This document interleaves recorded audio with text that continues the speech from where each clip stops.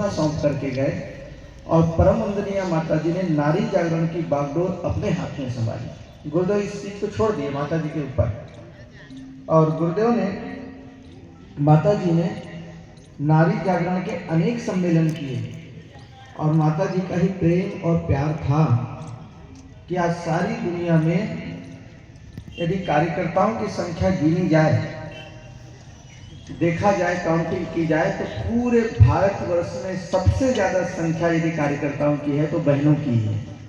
आज भी यहाँ भी देख लीजिए, क्योंकि परम वंदनीय माता जी ने नारी जागरण का जो बीड़ा उठाया, श्रद्धा भावना सबसे ज्यादा यदि किन्हीं में होती है तो बहनों में होती है, माताओं में होती है। अभी हम गुजरात से आ रहे हैं। गुजरात में कार्यकर्ताओं की वहां पर भी कोई कमी नहीं है, लेकिन आपको कोई भी आयोजन में 80% केवल बहनें ही आपको मिलेंगी। सबसे ज्यादा कार्य करने वाली केवल बहनें होती हैं, क्योंकि नारी महान होती है, उनके अंदर श्रद्धा होती है, उनके अंदर भावनाएं होती है, उनके अंदर प्रेम होता है। और नारियां अब तो शिक्षित भी हो गई हैं, पढ़ी लिखी भी हो गई हैं, लेकिन कुछ ऐसी चीजें हैं जहां पर और आगे बढ़ने की आवश्यकता है।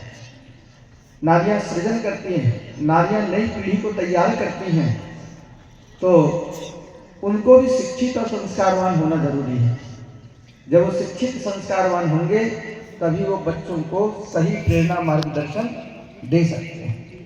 अभी भी हम देखते हैं, गांव में जाते हैं तो अभी बहनें भी, कुछ बहनें अशिक्षित हैं, बच्चे माता पिता के कहने पर ज़्यादा चलते हैं, उनका प्रभाव पड़ता ही है, सांसारिक जेनेटिक प्रभाव पड़ता है, वातावरण का भी प्रभाव पड़ता है, लेकिन बच्चों का निर्माण में सबसे बड़ा योगदान होता है तो माता का होता है।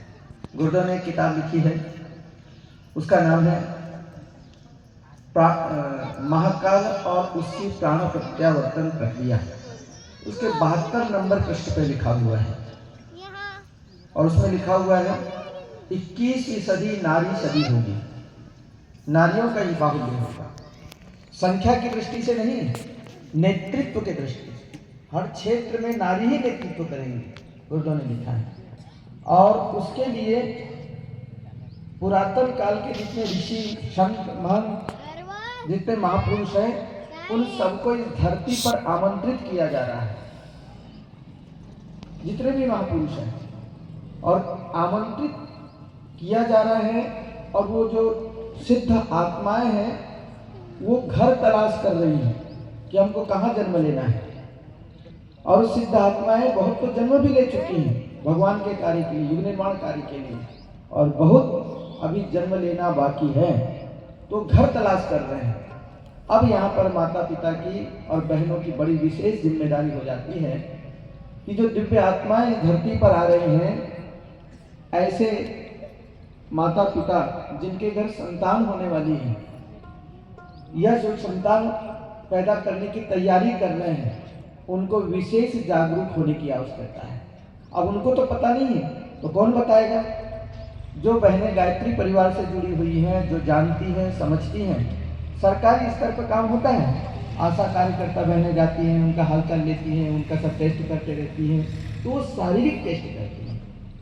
जो भावनात्मक पोषण का काम है वो गायत्री परिवार के परिजन करते हैं, बहनें करती हैं। तो बहनों की अब विशेष जिम्मेदारी और बड़ी जिम्मेदारी यही है कि गांव में जहां कहीं भी आप देखें कि किस घर में जो है संभावनाएं हैं, तो वहां उनसे जाकर के मिलें।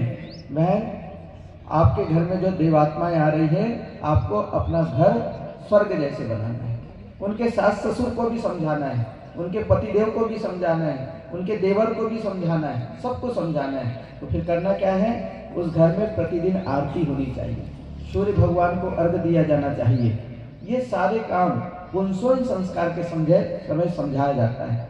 और बहनों की सबसे बड़ी जिम्मेदारी ये है कि नई पीढ़ी तैयार करने के लिए आपको अब ज्यादा मेहनत करने की आवश्यकता है। अपना परिवार तो आप लोग संभालते ही हैं, लेकिन दूसरों के घर भी जाकर के उस परिवार का निर्माण करना है।